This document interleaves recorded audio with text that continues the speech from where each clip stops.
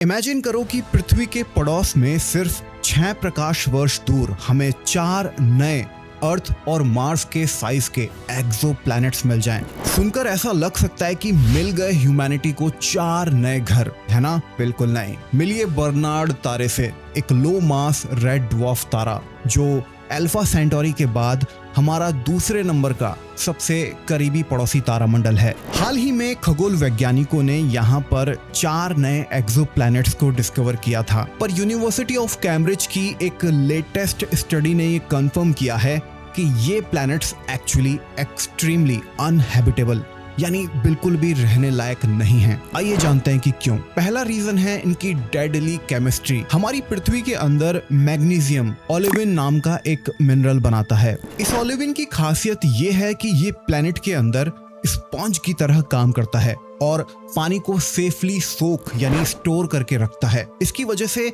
हमारी पृथ्वी के अंदर पानी का जो बैलेंस है ना वो बना रहता है। लेकिन कैम्ब्रिज के वैज्ञानिक जेंडर ब्रैन ने एक स्टडी के दौरान ये पाया कि बर्नार्ड के जो प्लैनेट्स हैं उसमें मैग्नीशियम की मात्रा जरूरत से बहुत ज्यादा है। मैग्नीशियम के ओवरलोड होने की वजह से वहाँ ओलिविन नहीं बन पाता। उसकी जगह एक दूसरा मिनरल बनता है जिसे पेरिक्लेस कहते हैं। पेरिक्लेस की सबसे बड़ी खराबी ये है कि ये वाटर को स्टोर करके नहीं रखता है, यानी ये वाटर फ्रेंडली नहीं होता है। पेरिक्लेस का मॉलिक्यूलर स्ट्रक्चर जो होता है वो बहुत ही टाइट यानी डेंस होता है। इस टाइटली पैक्ड स्ट्रक्चर के अंदर पानी को एब्जॉर्ब या स्टोर करने के लिए कोई जगह बचती ही नहीं है। और दूसरा कारण है तारे से इन ग्रहों की प्रॉक्सिमिटी यानी दूरी। ये प्लैनेट्स पृथ्वी और सूर्य के डिस्टेंस का सिर्फ 1 से 4% दूरी पर ही ऑर्बिट करते हैं। यहाँ तक कि सबसे दूर वाला प्लैनेट भी मरकरी के कंपैरिजन में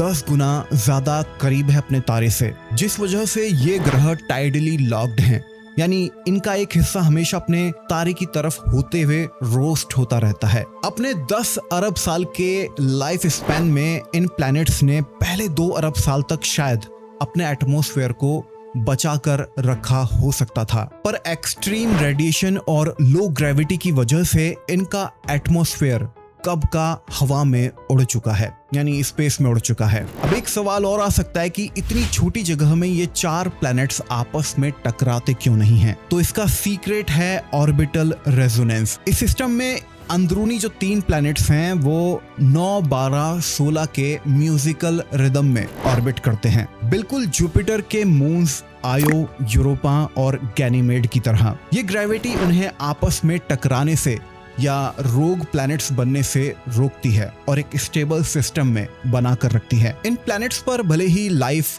पॉसिबल ना हो, पर इस डिस्कवरी ने ये साबित कर दिया है कि एक तारे के केमिकल कॉम्पोजिशन से ही हम उसके ग्रह की हैबिटेबिलिटी गैस कर सकते हैं। फ्यूचर मिशंस जैसे ESA का प्लाटो ऐसे और भी कई रहस्यों को सुलझाने में हमारी मदद करेगा। तो जिंदगी हमें जितनी रेयर लगती है शायद वो उतनी ही रेयर हो भी। आपका इस बारे में क्या कहना है? नीचे कमेंट सेक्शन में आप अपनी राय रखिए। चैनल को सब्सक्राइब कीजिए, फेसबुक पर देख रहे हैं तो फॉलो कीजिए। मैं मिलता हूं आपसे अगली वीडियो में, तब तक के लिए जय हिंद।